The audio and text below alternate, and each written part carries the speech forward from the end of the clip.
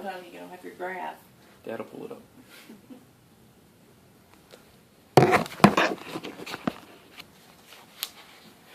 Good afternoon. My name is Joshua Herbison, and today I'll be discussing a little bit on why you should donate your used goods to secondhand stores.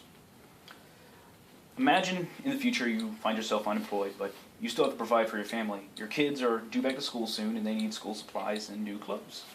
So you go down the secondhand store market and you purchase those items that you need. Donations is a great way and an efficient way in order to provide these goods to needy people in our communities. In fact, I donate regularly all the used goods that I have around my house, furniture, clothing, and any other good that I can think of, to the local help center. And according to Huffington Post, 80% of Americans have or will fall victims of some sort of economic instability in their life. Today, I will explain why these donations are vital to the community, tell you how you can donate, and tell you where you can donate, and explain why everyone should. Let me begin by explaining the importance of your donation. First, many people simply believe it takes too much effort to donate. Many organizations actually have convenient drop-off zones with helpful staff waiting to take your goods and explain to you what can and cannot be accepted. In fact, it is also very important to know what those goods are that are excluded from donations. And many of these have been disqualified due to safety issues and different concerns of that nature. If you want to look up what these different safety issues are and what goods are excluded prior to donating, you can look it up on the Customer Product Safety Commission online.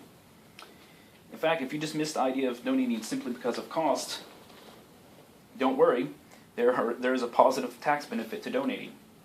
The monetary value assigned to each item is usually stated on a receipt given by Goodwill or any other organization you may donate to, and you can write that off on your taxes against your income to save a little money each year. Now allow me to explain to you why the actions of one individual is simply not enough. In fact, donated goods are essential to generating a secondary market that would support others who otherwise would not be able to get these goods due to financial instability.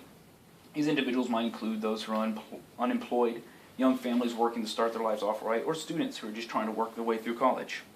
According to Goodwill Industries, over 318,000 jobs were created in 2013 alone from these donations.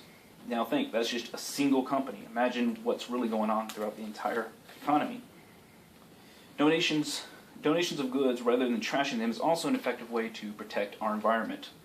The EPA reports that 46% of everything that is dumped in our solid waste dumps today could have been donated and prevented that waste. And the EPA has demonstrated in the reports that the desire to recycle is increasing. As you can see here, our recycle rates are increasing over time. And another way to recycle is to donate. Rather than just simply trashing, you can donate them, repurpose goods, or send them to recycling centers. Then the desire is there, let's make it happen.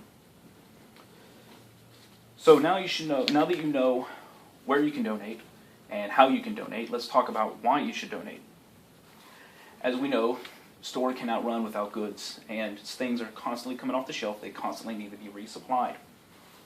And as donations are donated, they obviously have to be sorted. That creates the jobs as well as the retail side of it, selling all these different goods. Those who cannot be sold due to safety issues are typically trashed, so to prevent waste on the part of these companies, you can go ahead and look up the list I mentioned earlier to prevent them from having to take that extra step. And Goodwill Industries is perhaps the best well-known example of such an organization.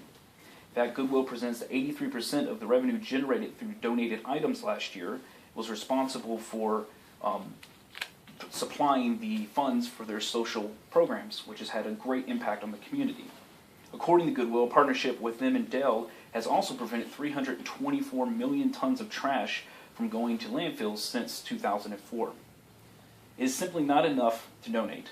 You need to be reminded of other people's struggles and that one day you may be in a similar circumstance. And when others donate, you prosper, and when you donate, others prosper from you.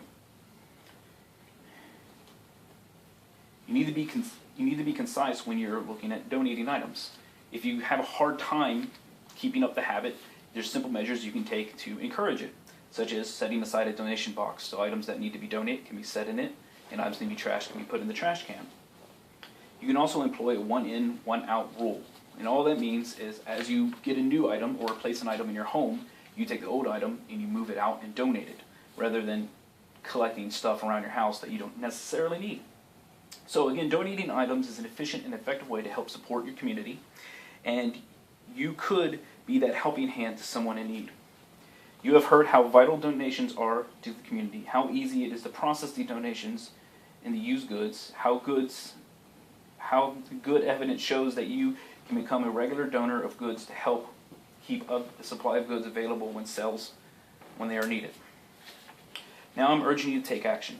Start collecting those items you no longer need or want, and create a system that perpetuates this habit. One day you may fall in hard times and need a reprieve. It is easy and convenient to donate to organizations such as Goodwill that are ready to receive your goods. Help your community by providing jobs, education, supplies, and every day is an opportunity to give.